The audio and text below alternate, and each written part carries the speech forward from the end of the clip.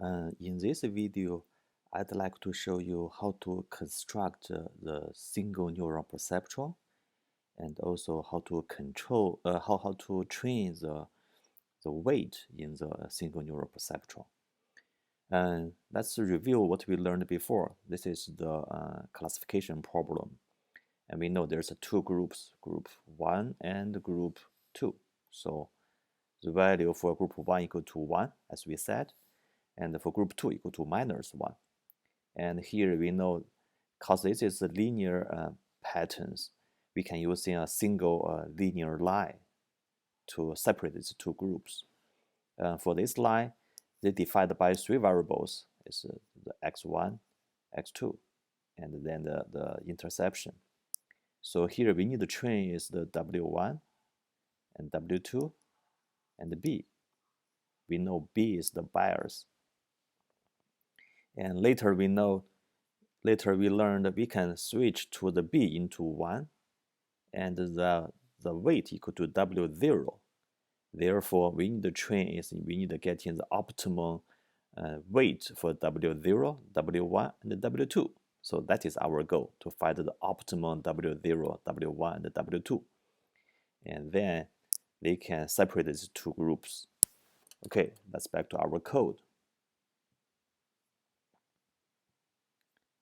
So we can open a new script like what we did before. Yes. And then we can name this code as a main code. And the first step, we need to load the data. So we load the data.mat. The data is what we generated in previous video. So if we run the code, and we can get out the data. So data will be a size data will be 3 by 2500 matrix. 3 is their dimension, is the x1, x2, and their label. This is how many samples we have. So 2500 is a total sample.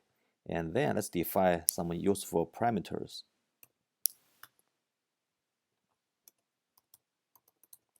Define useful parameters.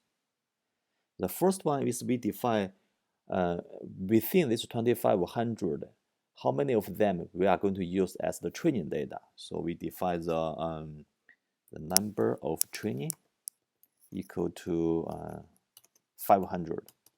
Okay, this is the sample of training data.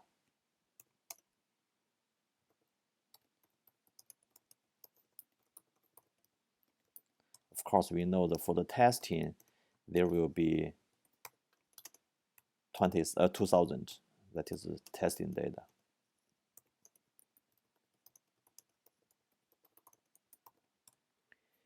And then we know for this one, for the weight will be a three-dimensional, right? Three W0, W1, and W0, W1, W2. So we give a weight initial, that's equal to, we give a random value, random 1 by 3. So let's give a random weight.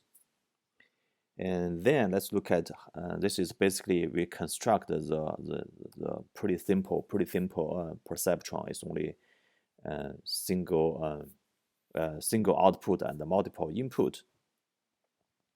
And now let's do the training. And so this part, this part is for the training purpose. Let's define the iterations, how many iterations we are going to use. We can set here. So basically we define the iteration, give like 500, give 50. 50 is a decent value.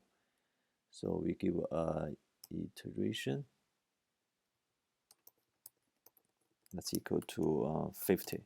If it is not enough, we can add in values. So let's do this iteration.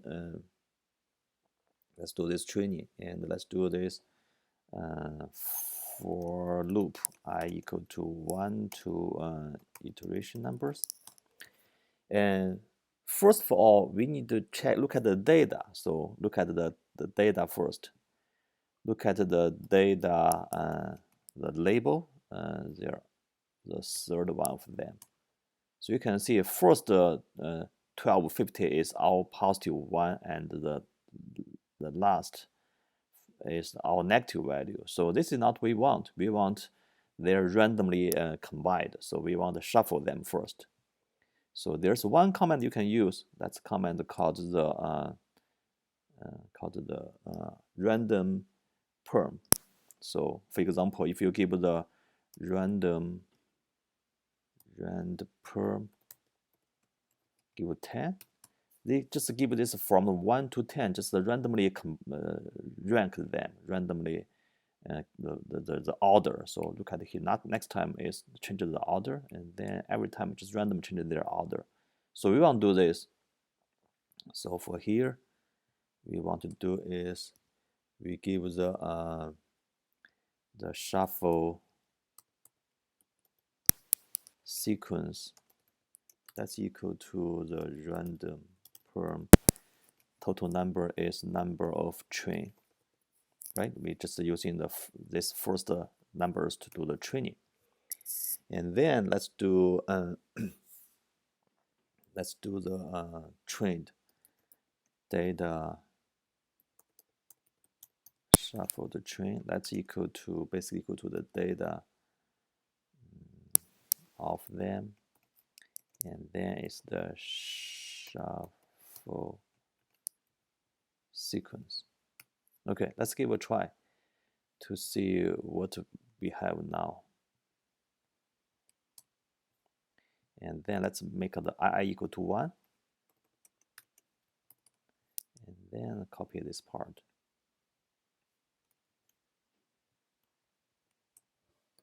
Okay, so let's check the size first. Size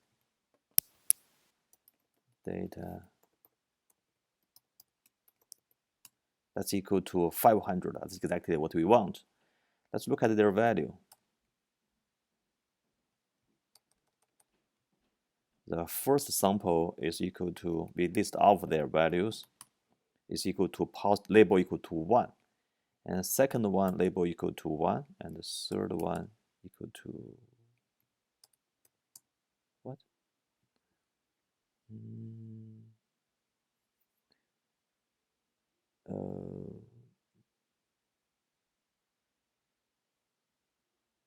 Okay, that for training. Okay, let's see. What is all these values? Sequence. Oh no, here should be everything shuffled. The total number, I'm sorry, total number is the 2500. Now let's try this.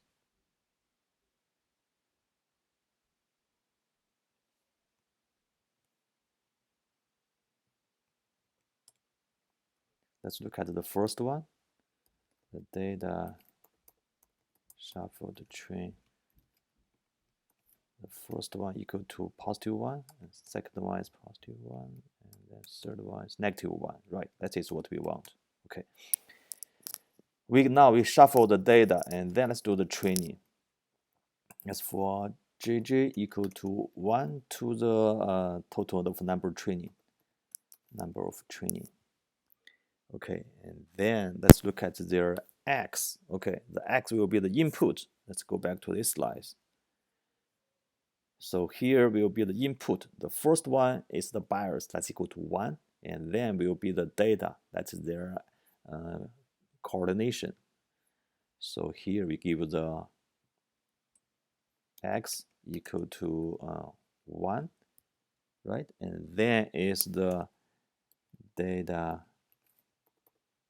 shuffled train. We choose in the first two of them, 1 and 2, and then give their JJ, give their index. So let's try the value. If JJ equal to 1, let's see what's the value of this.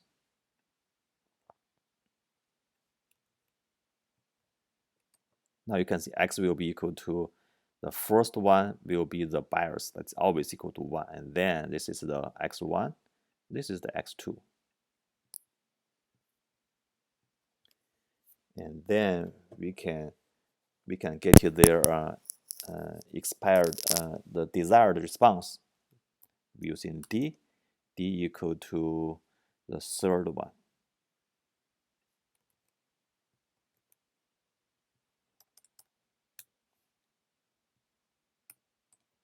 So d equal to the third one. That's equal to 1, right? Okay, now we get everything ready. And then look at our the flow chart. So when you get in the x1, the 1, x1, and x2, they multiply with their weight, and then they need to go through the called the activation function. So here we need to define another function called the activation function.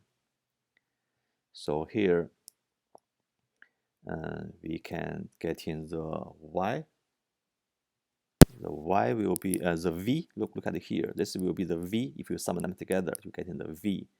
So here we define the v equal to the weight. Okay, here we forget the weight. Let's give the weight. Give a weight. Weight equal to weight initial.